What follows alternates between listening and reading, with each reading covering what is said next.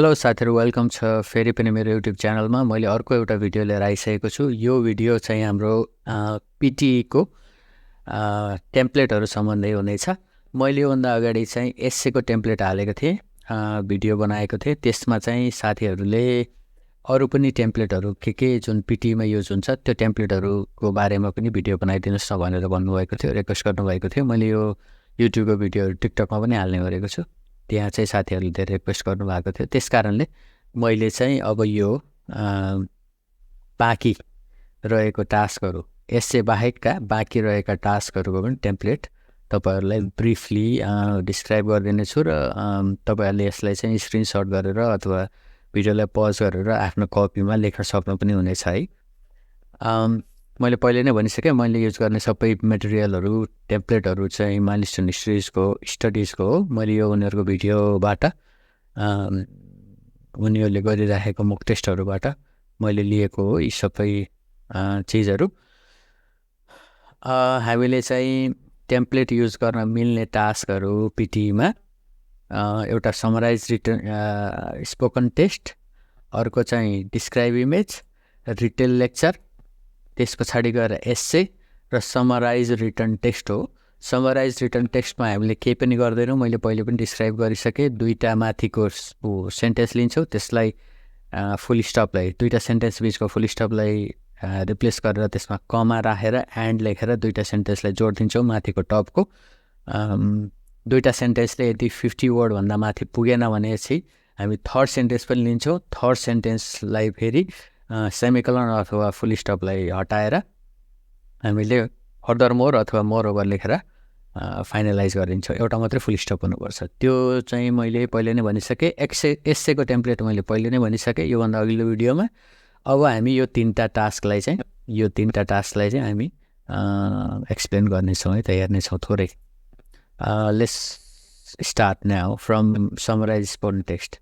Summarise spoken टेक्स्टमा चाहिँ यहाँ के भनेछ भन्दाखेरि the audio was mainly about people's.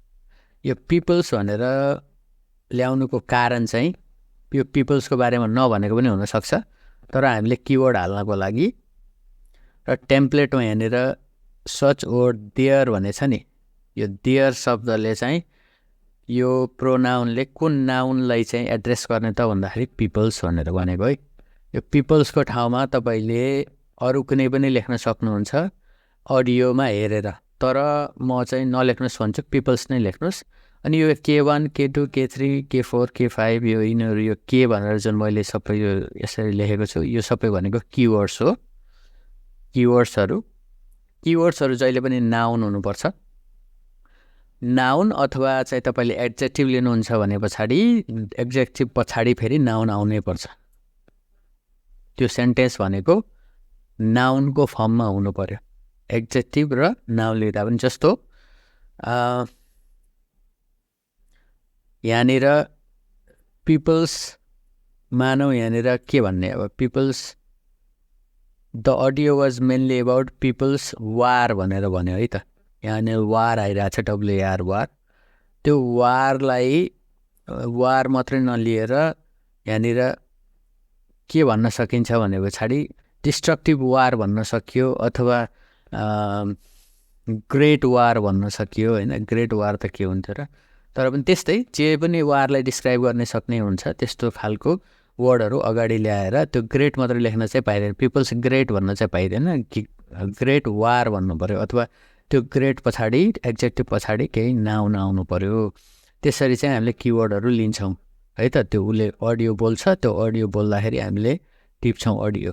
मानौ तपाईसँग अडियो बोल्दा बोल्दै यसो यो 10 वटा किवर्ड जुन मैले भनेको छु, यो 10 वटा किवर्ड तपाईसँग भएन, मानौ 6 वटा मात्रै भयो। के गर्नु त अब भन्दाखेरि यहाँ किवर्ड 1 लेख्ने। The speaker stated such words as there this and this भनेछ नि। अब यो मानौ तपाईसँग थोरै किवर्ड छ भने स्टेटेड सच वर्ड्सको ठाउँमा वर्ड मात्रै लेखेर एउटा मात्रै किवर्ड लेख्दै हुन्छ। Moreover there this and this were discussed, also discussed भनेछ। त्यसमा चाहिँ मोर ओभर देयर दिस। अनि यो किवर्डहरुलाई रिपिट पनि गर्न मिल्छ है। मानौ 6 वटा थियो भने तपाईले एउटा यहाँ लेख्ने, दुईटा किवर्ड 2 र किवर्ड 6 यहाँ लेख्दिने, किवर्ड 5 र यहाँ चाहिँ फेरि किवर्ड 4 र किवर्ड 1 लेखिदिने, त्यसरी पनि गर्न मिल्छ, सफल गरेर लेख्न पनि मिल्छ। त्यसरी चाहिँ तपाईँले रिपिट पनि किवर्डहरू रिपिट पनि गर्न सक्नुहुन्छ। तर मिनिमम 10वटा किवर्ड चाहिँ तपाईँले त्यो अडियोबाट लिँदाखेरि धेरै राम्रो। धेरैले त 15वटा पनि भन्छन्। 15वटा तपाईँसँग भयो भने के गर्ने त भन्दाखेरि किवर्ड 8, किवर्ड 9 एन्ड किवर्ड 10 जुन दुईवटा भनेको छ यसमा तिनवटा हालिदिने, पुछाइदिने। त्यस्तो गर्दाखेरि झन् धेरै राम्रो।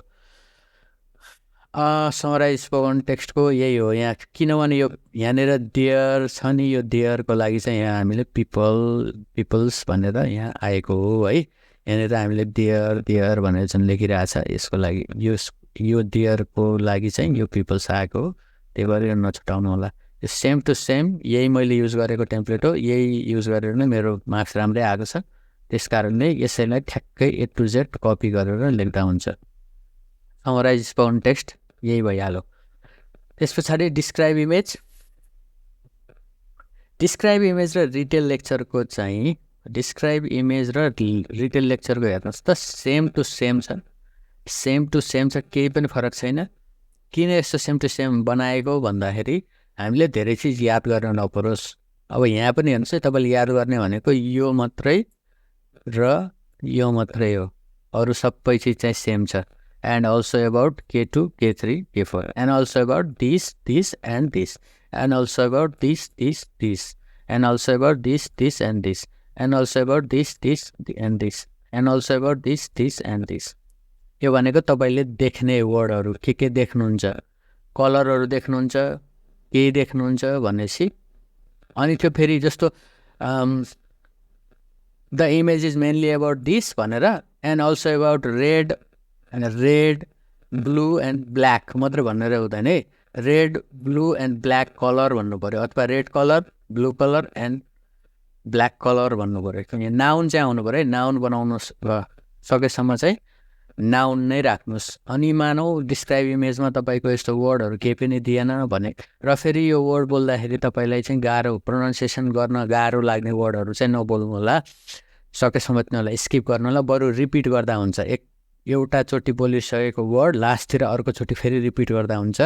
र मानौ अब त्यो इमेजमा केही पनि दिएन, यस्तो वर्डहरू केही पनि दिएन भने के गर्ने, the image is mainly about भन्ने त्यहाँनिर अब के को बारेमा दिएको छ एउटा चिज बोलिदिने। अनि त्यस पछाडि माथि क्वेसनमा दिएको हुन्छ, क्वेसनको हेडिङमा तिमीले चाहिँ यति सेकेन्डसम्म बोल्नुपर्छ, यसो बोल्नुपर्छ भनेर जुन दिएको हुन्छ माथिको हेडिङ क्वेसनमै, त्यो क्वेसनलाई नै रिड गरिदिने लास्टमा।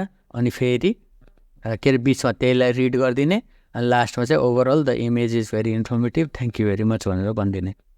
अब यस्तो भनेर पनि मार्क्स आउँछ होला त भनेर सोच्नुहुन्छ भने यस, मार्क्स आउँछ है त। किनभने डिस्क्राइब इमेजको टेम्प्लेट भनेको हाम्रो स्पिकिङको लागि मात्रै हो, हामीले कन्टेन्ट त्यसमा हामीलाई माग्दैन, कन्टेन्ट चाहिँ म्याटर गर्दैन। जे मन लाग्छ त्यही बोल्नुहोस्, तर फ्लुएन्टली बोल्नुहोस्, तपाईँले बोलेको वर्डको प्रोनाउन्सिएसन मिल्नु पऱ्यो है त। डिस्क्राइब इमेजको यो भयो। यो image mainly about this and also about this भन्नुको कारण चाहिँ यो एन्ड अल्सो अबाउट मलाई मन परेको यो टेम्प्लेट चाहिँ सबै हेर्नु त भवेलबाट छ। भवेल चाहिँ मुखबाट उच्चारण गर्दाखेरि इजी हुन्छ, त्यस कारणले यो वर्ड जस्तो the image is mainly about this and also about this and also about this and also about this and also about this and also about this, overall लास्टमा ओभरअल। टु कन्क्लुड नभन्नु, to conclude भन्दाखेरि त्यो consonant बोल्दाखेरि गाह्रो हुन्छ मुखबाट निकाल्दाखेरि, त्यस कारणले भवेलहरू नै निकाल्नुहोस् है त। यो ओभरअलको पनि हो नि त, ओभरको पनि भवेल, अलको पनि भवेल, ओभरअल कति इजी छ। द इमेज भन्नुहोस्, फोटोग्राफ पनि नभन्नुहोस्, इमेज भन्नुहोस्। सकेसम्म चाहिँ भवेलबाट स्टार्ट गर्ने कोसिस गर्ने है त। लास्टमा thank you very much, fluency maintain गर्नुको लागि है त। डिस्क्राइब इमेज त्यो भइसकेपछि रिटेल लेक्चर सेम हो, एउटा चिज मात्रै मैले यसमा चाहिँ मैले खै त्यो टेम्प्लेटमा पनि त्यस्तै थियो होला, मलाई चाहिँ मैले ख्याल गरेको यसमा चाहिँ इज, किनभने यो तपाईँले हेर्दा हेर्दै बोल्नुपर्छ, इमेज त्यही हुन्छ। यो भनेको अडियो तपाईँको गइसकेको हुन्छ, त्यस कारणले watch the audio was audio भन्नुहोस् है लेक्चर नभन्नुहोस् लेक्चर भन्दाखेरि चाहिँ लेक्चर भन्दाखेरि त्यो कन्सोनेन्ट हो कन्सोनेन्ट अलिक गाह्रो नै हुन्छ भोवेल भन्दा त्यही भएर अडियो भन्नुहोस् audio easy the audio was mainly about shit the audio was mainly about heading and also about this and this keyword धेरै छ भने दिस एन्ड दिस होइन भने दिस एन्ड दिस है K2 र K3 and also about this and this and also about this and this and also about this and this अब यो तपाईँले चाहिँ 20 सेकेन्डभन्दा बढी बोल्नु पर्दैन 20 सेकेन्ड जति बोल्दा पनि हुन्छ अब मानौ तपाईँसँग यहाँ किवर्ड 13 मात्रै छ भनेपछि and also about this and this अनि यो लास्टकोलाई नभन्दा पनि भयो नि त तपाईँसँग जतिवटा किवर्ड छ त्यति भन्ने overall the audio was very informative is नभन्ने इमेजमा चाहिँ इज हुन्छ यहाँ चाहिँ वाज हुन्छ very informative thank you very much finished यो overall the image is very informative thank you very much चाहिँ यो चाहिँ मैले आफ्नो तरिकाले यसलाई चाहिँ गरेको हो यसलाई चाहिँ आफ्नो तरिकाले मिलाएको सायद उनीहरूकोमा के थियो मैले हेरेको थिएँ लेखेको थिएँ तिनीहरूकोमा चाहिँ माइलस्टोनकोमा चाहिँ के थियो भन्दाखेरि I think that's enough thank you so much उनीहरूले चाहिँ यसरी भन्थे मैले चाहिँ overall the image is very informative thank you very much भनेर मैले आफैले यो मेरो भर्जन बनाएको चाहिँ मलाई इजी लागेर यही नै भन्दा इजी हुन्छ है त अनि यो keywords are always nouns and can also pick adjective associated with nouns. Picking up phrases or group of words is always the best. तपाईँले फ्रेज लिन सक्नुहुन्छ भने त झन् राम्रो भइहाल्यो तर त्यो फ्रेज सबैले लिन सकिँदैन त्यो फ्रेजलाई कसरी यो सेन्टेन्समा हाल्ने यो के अरे टेम्प्लेटमा हाल्ने भन्ने पनि अलिक गाह्रो हुन्छ त्यस कारणले वर्ड लिनु नै राम्रो ठिकै छ तर अलिकति कसैको इङ्ग्लिस अलिकति राम्रो छ भने चाहिँ फ्रेजेसहरू लिँदा धेरै राम्रो है त ठिक छ म तपाईँहरूलाई चाहिँ अब यो एकचोटि मैले यसरी राखिदिन्छु तपाईँले स्क्रिनसट लिँदा पनि भयो तपाईँहरूले चाहिँ यसलाई भिडियोलाई सेभ गर्दा पनि भयो फेभरेट गरेर राख्दाखेरि पनि भयो हेर्नुहोस् है त यो सबै हेर्नुहोस् कहिले स्पेलिङ मिस्टेक त भएको छैन मेरो टाइपिङमा भएको छैन होला यो किवर्ड तपाईँसँग थोरै छ भने थोरै बोल्दा पनि हुन्छ है यो सबै यो 16वटा भन्नुपर्छ भन्ने छैन 20वटा छ भनेपछि झन् this and this and this जतिवटा किवर्ड छ एन्ड अल्सो एबाउट भन्दै तिनीहरूलाई भन्दै एन्ड अल्सो एबाउट भन्दै तिनीहरूलाई भन्दै गर्नु होला त्यसरी चाहिँ फ्लुएन्सी पनि मेन्टेन हुन्छ तपाईँ झुक्किनु पनि हुन्न अनि किवर्ड लेख्दाखेरि चाहिँ सिधा लेख्नुहोस् कसैले चाहिँ यसरी लेख्नुहोस् भन्छ मलाई इजी लाग्ने चाहिँ मैले सिधा तरिकाले कलममा लेख्छु रोमा लेख्दिनँ है मैले के त्यो बुक दिन्छ इरेजेबल बुक त्यसलाई चाहिँ 3 भागमा बाँडेर त्यो पेजलाई 3 भागमा बाँडेर एउटाको एउटामा यसरी सिधा लेख्थेँ मैले त्यो सिधा लेख्दाखेरि मेटिने चान्स कम हुन्छ भनेर अनि बोल्न नि सजिलो हुन्छ कि सर तल आउन यसरी यहाँ पुग्नु पर्यो होइन पेजसम्म बोल्दा यहाँ पुग्नु पर्यो फेरि यहाँ आउनु पर्यो फेरि बोल्नु पर्यो फेरि यहाँ आउनु पर्यो फेरि बोल्नु पर्यो त्यो अलिकति झुक्किन सक्छ त्यस कारणले सिधा राख्दाखेरि यो बोल्ने भनेर इजिली हामीले माथिबाट तल आउन सक्छौँ